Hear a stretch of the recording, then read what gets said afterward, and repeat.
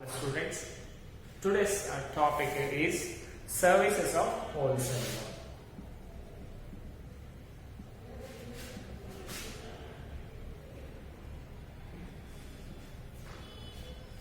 So already మీకు ఈ screen shot పెట్టేశాను కదా. So just I go on explaining what are the services wholesaler is providing. Okay na? So already we know what do you mean by wholesaler. Wholesaler is a person who makes links between the producer and the customer. Sorry, retail. So ఇతను ఏం చేస్తున్నాడు మనకి manufacturer producer same producer or manufacturer and retailer. So వీళ్ళిద్దరికి కూడా wholesaler వచ్చేసి mediator గా work చేస్తున్నాడు. Now let us go in detail. What are the services? Wholesaler manufacturer కి ఎలాంటి సర్వీసెస్ ఇస్తున్నాడు? ఓకేనా? The first one is enabling large scale production. Large scale production అంటే ఏంటన్నా, ఇప్పుడు చూడండి హోల్సేలర్ కనుక మ్యానుఫ్యాక్చర్ కి ఆర్డర్స్ ఇవ్వలేదు అనుకోండి, అతను ఏమైనా ప్రొడ్యూస్ చేయగలుగుతాడా? చేయలేడు. కాబట్టి ద మూమెంట్ ఫస్ట్ థింగ్ ఏం చేస్తున్నాడు అనేది మ్యానుఫ్యాక్చర్స్ కి బల్క్ ఆర్డర్స్ ఇవ్వడం వల్ల అతని బిజినెస్ ని ఇంకొంచెం ఎక్కువ డెవలప్ చేయగలుగుతున్నాడు. లార్జ్ స్కేల్ అంటే ఎక్కువ lots of quantity of products ని ప్రిపేర్ చేయగలుగుతున్నాడు. Okay right. Next sharing or transfer of risk. Sharing or transfer of risk అంటే ఏంటన్నా, ఇప్పుడు చూడండి మ్యానుఫ్యాక్చర్ ఒక్కడే వెళ్ళి ప్రతి ఒక్కరికి కూడా అమ్మగలుగుతాడా ప్రోడక్ట్స్ ని? అమ్మలేదు. కాబట్టి ఈ హోల్సేలర్ ఏం చేస్తున్నాడు, అతనికి రిస్క్ అనేది షేర్ చేసుకుంటున్నాడు. ఎలా షేర్ చేసుకుంటున్నాడు అన్న, he's purchasing bulk from the wholesaler. అంటే మ్యానుఫ్యాక్చర్ దగ్గర నుంచి హోల్సేలర్ ఏం చేస్తున్నాడు, మ్యానుఫ్యాక్చర్ దగ్గర చాలా క్వాంటిటీస్ కొని అతనికి సేల్ చేసే ప్రాబ్లమ్ ని తీసేశాడు. అంటే సేల్ చేయాలి అనే రిస్క్ లేకుండా చూసుకుంటున్నాడు అన్నమాట. This is the second one. Next financial assistance in the form of advance payments. మళ్ళీ మనము ఏదైనా ప్రొడ్యూస్ చేయాలి అనుకోండి, అంటే ఏదైనా ఒక గూడ్స్ ని ప్రిపేర్ చేయాలి అనుకోండి, first what we need capital కదా. సో క్యాపిటల్ లేకుండా మ్యానుఫ్యాక్చర్ ఏమైనా చేయగలుగుతాడా? చేయలేదు. సో అలాంటి ప్రాబ్లమ్స్ లేకుండా ఈ మ్యానుఫ్యాక్చరర్ కి ఈ హోల్సేలర్ ఏం చేస్తున్నాడన్నా, అడ్వాన్స్ పేమెంట్స్ ఇస్తున్నాడు. అంటే ఇప్పుడు చూడండి లార్జ్ క్వాంటిటీస్ కదా, కాబట్టి ఇతను ఏం చేస్తున్నాడు అంటే సింపుల్ గా ఒక 1 lakh ఆర్డర్ చేశాడు అనుకోండి, ఓకేనా, అతనికి ముందే 50,000 రూపీస్ అడ్వాన్స్ ఇచ్చేస్తాడు. సార్ 50,000 ఉన్నాయి తీసుకోండి, వీటిని తీసుకొని ఏం చేయండి, నాకు 1 lakh గూడ్స్ ప్రోడక్ట్స్ కావాలి, మీరు ఆ 1 lakh గూడ్స్ ప్రోడక్ట్స్ కంప్లీట్ కాగానే చెప్పండి, నేను వచ్చి వాటిని తీసుకెళ్తాను అని చెప్తున్నాను. దానివల్ల మ్యానుఫ్యాక్చర్ కి బర్డెన్ పడుతుందా? లేదు. He's making only half burden మాత్రమే పడుతుంది. అంటే ఇంకొకటి చూడండి అన్న, ఈ 1 lakh గూడ్స్ లో 50,000 అనుకోండి, ఇతనికి టోటల్ కాస్ట్ వచ్చేసి మాక్సిమం ఒక 80,000 అవుతుంది అనుకున్నా. అంటే ఇతను ఏంటన్నా 1 lakh గూడ్స్ ప్రిపేర్ చేయడానికి 80,000 రూపీస్ అతని చేతిలోంచి పెట్టాల్సిన అవసరం కూడా లేదు. 50,000 వాళ్ళే ఇచ్చారు కాబట్టి ఇంకొక 30,000 ఇతను అడ్జస్ట్ చేసుకుంటే చాలు. అంటే వాట్ హ్యాపెనింగ్, అతనికి ఫైనాన్షియల్ గా కూడా సపోర్ట్ చేస్తున్నాడు. ఫైనాన్షియల్ సపోర్ట్ చేయడం వల్ల ఏంటన్నా, ఇతని బిజినెస్ ని అంటే మ్యానుఫ్యాక్చరర్ అతని బిజినెస్ ని స్మూత్ గా రన్ చేస్తాడు. The help of wholesaler. Next advice regarding the market conditions. advices regarding market conditions. అంటే ఇంకొకటి ఏంటన్నా, మ్యానుఫ్యాక్చర్ ప్రతిసారి మార్కెట్లో తిరుగుతున్నాడా? తిరగట్లేదు. సో తిరగకపోవడం వల్ల అతనికి what are the taste and preference of customers తెలుస్తుందా? తెలియదు. అందుకని ఇతను ఏం చేస్తాడు, మ్యానుఫ్యాక్చర్ కి హోల్సేలర్ వచ్చేసి, సార్ మనకి ప్రజెంట్ ట్రెండ్ ఇది నడుస్తుంది, మీరు ఇలాంటి గూడ్స్ ప్రిపేర్ చేయండి, మీకు కొంచెం ప్రోడక్ట్ అండ్ ప్రాఫిట్స్ అనేవి ఎక్కువగా వస్తాయి. ఎగ్జాంపుల్ చూడండి, ఇప్పుడు శానిటైజర్స్ ఉన్నాయి, అవన్నీ అంతకుముందు పోయాయా? లేదు. బట్ ఎప్పుడైతే మనకి కోవిడ్ సిచ్యువేషన్ వచ్చిందో అప్పటి నుంచే మనకి పీపీఈ కిట్స్ కానివ్వండి, మాస్క్ కానివ్వండి, శానిటైజర్స్ కానివ్వండి, ఇవన్నీ కూడా రన్ అవుతున్నాయి కదా. సో ఈ హోల్సేలర్ ఏం చేస్తాడంటే మ్యానుఫ్యాక్చర్ దగ్గరికి వెళ్ళి, సార్ మీరు ఇప్పుడు ఏదైతే బిజినెస్ చేస్తున్నారో, సపోజ్ రామరాజ్ కాటన్ అనుకుంటాం, వాళ్ళు అంతకుముందు ఏం చేసేవాళ్ళు, పంచలు, ధోతీలు, షర్ట్స్ చేసేవాళ్ళు. కానీ ఇప్పుడు చూడండి, ఆ పంచలు, ధోతీలు, షర్ట్స్ అనేవి ఓన్లీ మెన్స్ కి మాత్రమే యూజ్ అవుతున్నాయి. కానీ వేరే ఇప్పుడు ట్రెండ్ ఏమైంది, మనకి మాస్కులు వచ్చాయి. సో ఈ మాస్కులు రావడం వల్ల ఏమవుతుందనా, ఈ హోల్సేలర్ పోయి ఏం చేస్తాడు, సరే ఇప్పుడు పంచలు, ధోతీలు మస్తు స్టాక్ అయిపోయింది, సింపుల్ గా మీరు ఏం చేయండి, చిన్న చిన్న మాస్కులు ప్రిపేర్ చేయండి, మనం అమ్మేద్దాము అని చెప్పేస్తారు. అంటే ఇక్కడ ఏం చేస్తాను, మార్కెట్ లో ప్రెసెంట్ ఏదైతే సిచ్యువేషన్ ఉందో దాన్ని రివీల్ చేశాడు. కాబట్టి ఆ ప్రొడ్యూసర్ కూడా ఏం చేస్తాడన్నా, హోల్సేలర్ ఏవైతే రిక్వైర్మెంట్ అంటున్నాడో వాటిని ప్రిపేర్ చేస్తాడు. వాటిని ప్రిపేర్ చేయడం వల్ల వీళ్ళు హ్యాపీగా బిజినెస్ ని రన్ చేయగలుగుతారు in profit mode. Next one, removing the place barriers.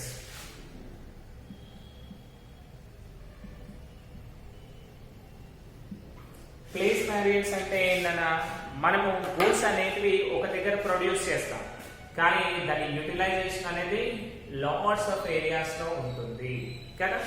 So ఈ ప్లేస్ బ్యారియర్ ని ఎవరు రిమూవ్ చేస్తున్నారు, removing is wholesaler. Wholesaler is removing the barriers of place. అంటే ఈ హోల్సేలర్ ఏం చేస్తాడన్నా, ఆల్మోస్ట్ రీటైలర్స్ కి అమ్మేస్తాడు. రీటైలర్స్ అంటే ఈచ్ అండ్ ఎవ్రీ షాప్ లో అమ్మేస్తాడు. కాబట్టి ప్రొడ్యూసర్ ప్రతి ఏరియాలో తిరగాల్సిన అవసరం ఉందా ఇప్పుడు? లేదు. సో ప్లేస్ ప్రాబ్లం పోయింది కదా, right. Next, facilitates continuous production.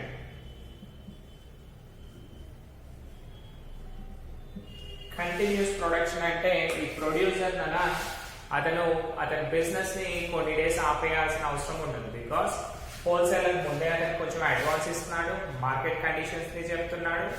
చెప్పడం వల్ల ఇతను ఏం చేస్తున్నాడు, according to the advises of wholesaler, producer ఏం చేస్తాడు, అతనికి రిక్వైర్మెంట్ ఉన్న ప్రోడక్ట్స్ ని ప్రిపేర్ చేస్తున్నాడు.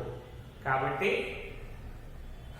Before completion of old stock, new stock కి మళ్ళీ ఆర్డర్స్ వస్తానే ఉంటాయి. కాబట్టి అతను ఏంటన్నా ఎప్పుడు కూడా అతని ప్రొడక్షన్ ని కంటిన్యూగా రన్ చేస్తానే ఉంటాడు. Next, discharging the distribution functions and thereby allowing the manufacturer to concentrate on production. Suppose ఈ హోల్సేలర్ అనేవాడు లేడు అనుకున్నాం, ఇతను ప్రొడ్యూస్ చేశాడు. ప్రొడ్యూస్ చేసి ఏం చేయాలి, మళ్ళీ in order to get profit మనం కంపల్సరీ కూడా సేల్ చేయాలి, అమ్మేసేయాలి గూడ్స్. సో ఇప్పుడు చూడండి, ఈ మ్యానుఫ్యాక్చరరే ప్రొడ్యూస్ చేయాలి ప్లస్ సేల్ చేయాలి. అంటే ఇతని రెండు బాధ్యతలు కూడా ఒకరి మీదే ఉన్నాయనుకోండి, అతను పర్ఫెక్ట్ గా రన్ చేయగలుగుతాడా అతని డ్యూటీస్ ని?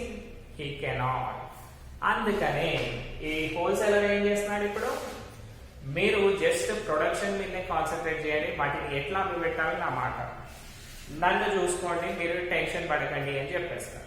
కాబట్టి ఇతను ఏం చేస్తాడన్నా, సింపుల్ గా he concentrate on only production. Distribution మొత్తం కూడా ఎవరికి చేసాం మనము, హోల్సేలర్ చూసుకుంటాడు. And the last one, reducing the burden of storing the goods in where house. ఇప్పుడు చూడండి, ప్రొడ్యూసర్ అండ్ సెల్లర్ ఒకటే పర్సన్ అనుకుంటానా, అతను ఏం చేయాల్సి వస్తుంది, మిగిలిన స్టాక్ మొత్తం తీసి మళ్ళీ గోడౌన్ లో పెట్టాల్సి వస్తుంది. కానీ హోల్సేలర్ అతనికి ఆ ఛాన్స్ ఇస్తున్నాడా? లేదు. He's taking all the goods, ఏవైతే ప్రొడ్యూస్ చేస్తున్నామో అవి ఇమీడియట్ గా తీసుకెళ్తున్నాడు and he's selling to the retailers. So అతను స్టాక్ మెయింటైన్ చేయాల్సిన అవసరం కూడా లేదు, అంటే వేర్ హౌసింగ్ అనేది పెట్టుకోవాల్సిన అవసరము లేదు. సో ఇక చూడండి, హోల్సేలర్ మ్యానుఫ్యాక్చర్ కి 8 టైప్స్ ఆఫ్ బెనిఫిట్స్ ని చేశారు. Now let us go with the retailer. Wholesaler వల్ల రీటైలర్స్ కి ఏం లాభము? First one, making goods available on time. ఇప్పుడు చూడండి అలా సింపుల్ గా చెప్తాను. మీకు ప్రొడక్షన్ జీడిమెట్ల అనుకుంటాం, జీడిమెట్ల అండ్ మనది ఐబీపీ అనుకోండి, మిడిల్లో హైదరాబాద్ అనుకుంటాం. సో జీడిమెట్ల నుంచి హైదరాబాద్ కన్నా అంటే సికింద్రాబాద్ తీసుకున్నారు అనుకోండి. Wholesalers, wholesaler, producer, customer, customer కూడా కాదు రీటైలర్స్. సో ఇక్కడ నుంచి ఇక్కడికి ఒక 50 కిలోమీటర్స్ అనుకుంటాం. నెక్స్ట్ హైదరాబాద్ నుంచి ఐబీపీకి ఒక 30 కిలోమీటర్స్. ఓకేనా? సో ఇక్కడ ఈ హోల్సేలర్ హైదరాబాద్ లో ఉన్నాడు కాబట్టి మనం ఏం చేస్తాం, సింపుల్ గా ఇతని దగ్గర నుంచి మనం గూడ్స్ పర్చేస్ చేస్తున్నాము, అల్టిమేట్ గా సేల్ చేస్తున్నాము. అదే కనుక మనకి హోల్సేలర్ అనేవాడు లేదనుకోండి, రీటైలర్ ఏం చేయాలి? ప్రతిసారి కూడా జీడిమెట్ల దాకా పోవాలి. కుదురుతుందా? కుదరదు. సో ఈ రీటైలర్ ఏం చేస్తాడన్నా, అతనికి కావాల్సిన ప్రోడక్ట్స్ ఇన్ టైంలో వచ్చేటట్టు చూస్తున్నాడు. Second one, lending market support. Market support అంటే ఏంటి? రీటైలర్ కి ప్రతి ఏరియాలో కూడా మీ ఏరియాలో ఏవేవైతే గూడ్స్ అమ్ముడుపోతాయో అవి చెప్పు, నేను వాటిని తీసుకొచ్చి నీకు ఇస్తాను అని చెప్తున్నాను. అంటే మళ్ళీ ఇతను మార్కెటింగ్ చేయాల్సిన అవసరం కూడా లేదు, బికాస్ ప్రొడ్యూసర్ కానీ హోల్సేలర్ కానీ వాటిని మార్కెట్ చేసేస్తాడు. మాక్సిమం కేసెస్ కన్నా ప్రొడ్యూసరే చేస్తాడు. ఇప్పుడు చూడండి, మీకు బల్బ్స్ ఇవన్నీ ఉంటాయి కదా, ఫ్లోరోసెన్స్ బల్బ్స్ కానివ్వండి, లేదంటే ఇప్పుడు మనము శానిటరీ వాటికి చూస్తాం. శానిటరీ వ్యాట్స్ కి ఏదైనా పెద్ద పెద్ద బల్బ్స్ లో వాటి డెకరేషన్ అంతా చేసి లైటింగ్ పెడతారు, అడ్వర్టైజ్మెంట్. అవన్నీ ఎవరు భరిస్తారు? రీటైలర్ భరిస్తాడా? లేదు. హోల్సేలర్ కానీ రీటైలర్ మ్యానుఫ్యాక్చర్ కానీ భరిస్తారు. సో ఇదంతా మార్కెటింగ్ ప్రాబ్లం ఉందా? లేదు. Next, extending credit facilities.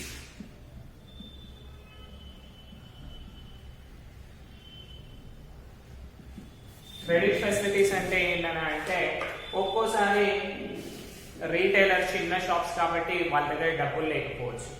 అలాంటి టైంలో హోల్సేలర్ ఏం చేస్తాడన్నా, నువ్వేం టెన్షన్ పడకు, ఇప్పుడు ప్రోడక్ట్స్ తీసుకో, అవి అమ్మినాక నాకు డబ్బులు ఇచ్చేసి, అంటే అతనికి ఏంటి కొంచెం లోన్ ఫెసిలిటీ ఇచ్చినట్టే కదా. లోన్ ఫెసిలిటీ ఇవ్వడం వల్ల అతను కూడా ఏంటి కొంచెం హ్యాపీగా ఉంటాడు. Next, sharing of specialised knowledge. అంటే ఇంకొకటి, ప్రతి ప్రోడక్ట్ గురించి కూడా రీటైలర్ కి తెలియకపోవచ్చు. అలాంటి టైంలో ఏం చేస్తాడు? హోల్సేలర్ వచ్చేసి అతనికి టోటల్ గా గైడ్ చేస్తాడు. ఈ ప్రోడక్ట్ డీటెయిల్స్ ఇవి, దీని వల్ల ఇవి బెనిఫిట్స్ ఉన్నాయి, అవన్నీ కస్టమర్స్ కి చెప్పు, వాళ్ళు కొనేస్తారు అని చెప్పేస్తారు. And last one, risk bearing and risk sharing. అంటే ఇంకొకటి ఏంటన్నా, ఒకవేళ గూడ్స్ కనుక సేల్ కాలేదనుకోండి, నువ్వేం టెన్షన్ పడకు, నేను ఆ గూడ్స్ ని పర్చేస్ చేస్తాను అని చెప్తాను, అంటే రివర్స్ తీసుకెళ్తాను. ఇప్పుడు చూడండి, మీరు బ్రెడ్ ప్యాకెట్స్ చూసారనుకోండి రీటైల్ షాప్ లో, అవి ఒక్కోసారి స్టాక్ మొత్తం ఉంటాయి. అవి వాళ్ళు లాస్ అవుతారా? రీటైలర్స్ కాదు. అవన్నీ మళ్ళీ ఏం చేస్తాడో వాడు ప్రొడ్యూసర్ అన్ని ఎవరైతే హోల్సేలర్ ఇచ్చాడో మళ్ళీ వాటిని వాపస్ తీసుకొని వెళ్తాడు కదా. అంటే ఏం చేస్తాడు? ప్రతి దాంట్లో కూడా రీటైలర్ కి ఫైనాన్షియల్ సపోర్ట్, అతని లాస్ కాకుండా ఇతను రిస్క్ తీసుకుంటాడు హోల్సేలర్. ఓకేనా? దీస్ ఆర్ ద థింగ్స్ నానా. Now let us go with the services of retailer. ఇప్పటి వరకు మనము సర్వీసెస్ ఆఫ్ హోల్సేలర్ నేర్చుకున్నాం కదా. Now will go with the services of retailer. ఓకేనా? I'll rub and do. Now we will go with the services of retailer. So retailer అంటే ఎవరినన్నా? Who is the person acting as a mediator between the wholesaler and customer. Wholesaler and customer అంతే కదా, retailer. So wholesaler and customer కి middle లో ఉండే person ని మనము retailer అని పిలుస్తున్నాం. అంటే అల్టిమేట్ షాప్స్ మనం ఏవైతే కొంటున్నామో గూడ్స్ ని, వాళ్ళని మనము రీటైలర్స్ అంటాం అన్నమాట. So now let us discuss what are the services given by retailer to the wholesaler. Wholesaler కి అతను ఎలాంటి సర్వీసెస్ చేస్తున్నాడో will see now. First one, preparing a ready market for goods, providing useful information to the market researchers and the producers. So ఈ retailer కి అన్ని వచ్చేస్తా ఉంటాయి. ఏంటి, మనము ఏదైనా న్యూ థింగ్స్ కావాలి అనుకోండి, వాటిని ఏం చేస్తాము, రీటైలర్ కి చెప్తాం, అన్న ఈ ప్రోడక్ట్స్ తీసుకొని రండి నేను కొనుక్కుంటాను అని చెప్తాం. అంటే ఆ రీటైలర్ ఏం చేస్తాడన్నా తీసుకెళ్లి హోల్సేలర్ కి చెప్తాడు, సరే ఇలాంటి ప్రోడక్ట్స్ అడుగుతున్నారు కాబట్టి నాకు ఆ స్టాక్ తీసుకొని రండి అని చెప్తాడు కదా. ఈ హోల్సేలర్ ఏం చేస్తాడన్నా మళ్ళీ వెళ్ళి ప్రొడ్యూసర్ కి చెప్తాడు. అంటే మార్కెట్ లో ప్రెసెంట్ ట్రైనింగ్ ఏదైతే నడుస్తుందో, అంటే యాక్చువల్ కస్టమర్ నీడ్స్ ఏవైతే ఉన్నాయో అవన్నీ కూడా హోల్సేలర్ కి చెప్పేస్తాడు retailer. First. Second one, risk bearing and sharing distribution of goods to different segments of the market and at different places. Risk bearing and sharing అంటే ఇక్కడ చూడండి అన్న, రీటైలర్ కి అల్టిమేట్ కస్టమర్ కి రీచ్ చేయాలి కదా.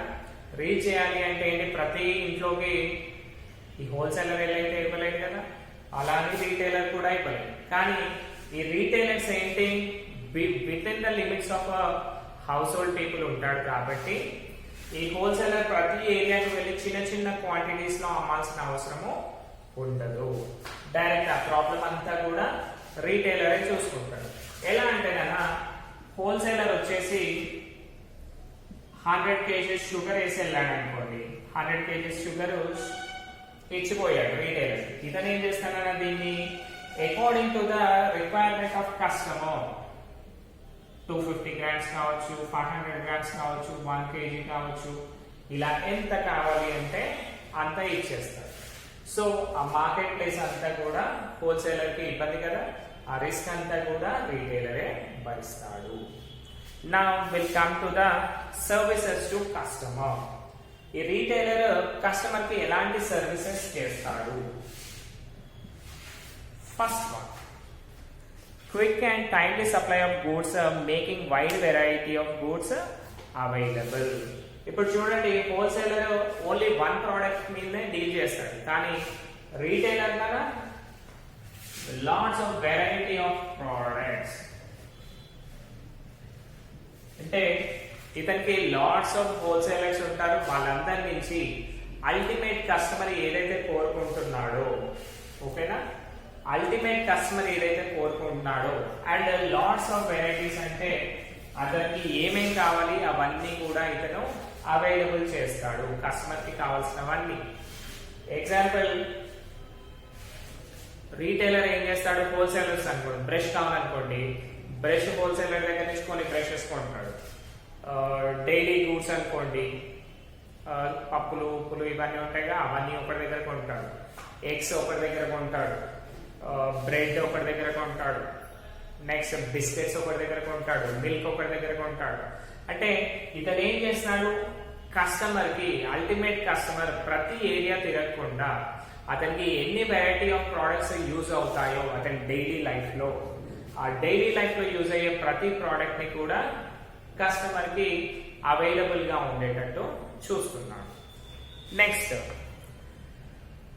expert guidance to the customers, face-to-face interaction with customers and a demonstration of the product.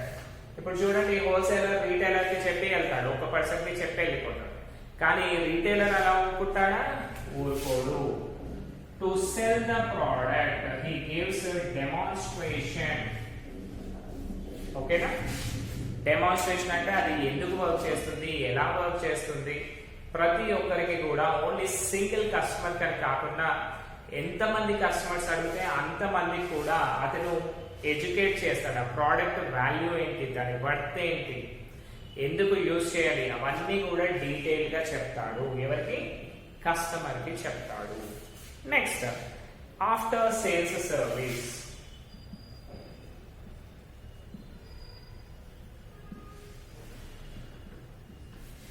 So what you mean by after sales service? After sales service అంటే ఏంటంటే మనకి టూ ఉంటాయి. Services అనేవి two types ఉంటాయి. Before sale ఒకటి, after sale ఒకటి. Before sale అంటే ఏంటి అంటే మన దగ్గర బిఫోర్ సేల్ గూడ్స్ సేల్ చేయకముందు మనం ఇచ్చే సర్వీసెస్ ని బిఫోర్ సేల్స్ అంటాము. గూడ్స్ సేల్ చేశాక ఇప్పుడు చూడండి, మీకు ఇప్పుడే ఎండాకాలం వస్తుంది అనుకుందాం. ఎండాకాలంలో ఏం చేస్తాం మనము? కూలర్ కొంటాం కదా, కూలర్ కానీ ఏసీ కానీ కొంటాం. సో అది అమ్మేసాం కదా, మనకేంటి ప్రాబ్లం అనుకున్నాం అనుకోండి. నెక్స్ట్ ఇంకో కస్టమర్ వస్తాడా మన దగ్గరికి? రాడు. కాబట్టి మనం ఏం చేయాలన్నా, అరే నీకు ఏమైనా ప్రాబ్లం ఉంటే చెప్పు, నేను చూసుకుంటా అని చెప్తాం. అంతే కదా. అలాగే మనకు కస్టమర్స్ కి కూడా రీటైలర్ ఏం చేస్తాడు, అన్న ఈ ప్రోడక్ట్ బాగుంది, ఒకవేళ ఏమైనా ఇబ్బంది అనుకుంటే నా దగ్గరికి వచ్చి మాట్లాడు, నేను చూసుకుంటా అంటాడు. అంతే కదా. దాన్నే మనము ఆఫ్టర్ సేల్స్ సర్వీస్ అంటాం.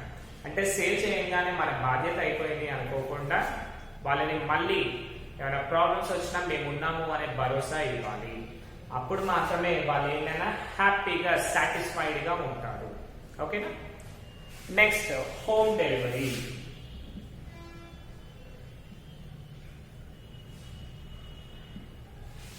సమ్ టైమ్స్ మీరు హెవీ ప్రోడక్ట్స్ కనుక కొన్నారనుకోండి, సార్ మా ఇంట్లో ఎవరు లేరు, మీరు ఇచ్చి వెళ్ళిపోండి అంటే కొన్నిసార్లు ఏం చేస్తాడు ఈ రీటైలర్, ఆ ప్రోడక్ట్ ని ఇంటి వరకు కూడా తెచ్చి ఇస్తాడు.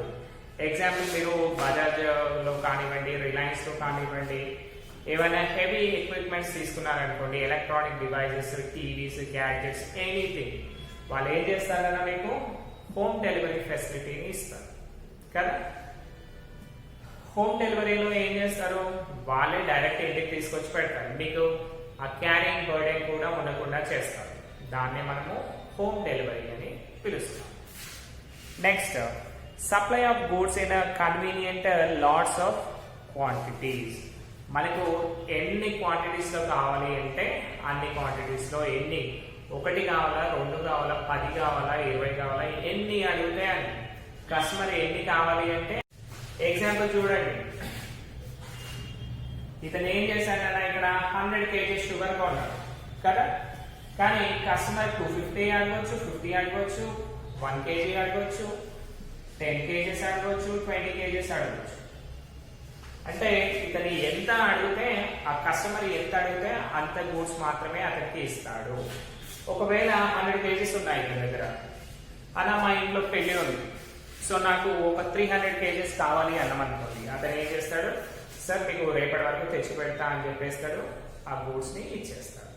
అంటే కస్టమర్ కి కావాల్సిన క్వాంటిటీస్ ఇచ్చేస్తాడు, ఎంత కావాలి అంటే అంత. And last convenient location. Convenient location అంటే ఏంటి, మనకు అనుకూలంగా ఉంటుంది. రీటైల్ షాప్స్ ఎక్కడ ఉంటాయి కదా, యూజువల్ గా మన ఇంటి దగ్గరలోనే కదా. మాక్సిమం ఒక గల్లీ దాటితే చాలు, ఒక కాలనీ దాటితే మనకి రీటైల్ షాప్స్ అనేవి అవైలబుల్ గా ఉంటాయి. అంటే కస్టమర్ ఏంటి, ఎక్కడో దూరంగా వెళ్లాల్సిన అవసరం లేదు, వాళ్ళ ఇంటి దగ్గరలోనే ఈ రీటైల్ షాప్స్ అనేవి ఉంటాయి. సో అది సర్వీసింగే కదా, సర్వీస్ చేయడమే కదా కస్టమర్స్ కి, right. Next last one, extending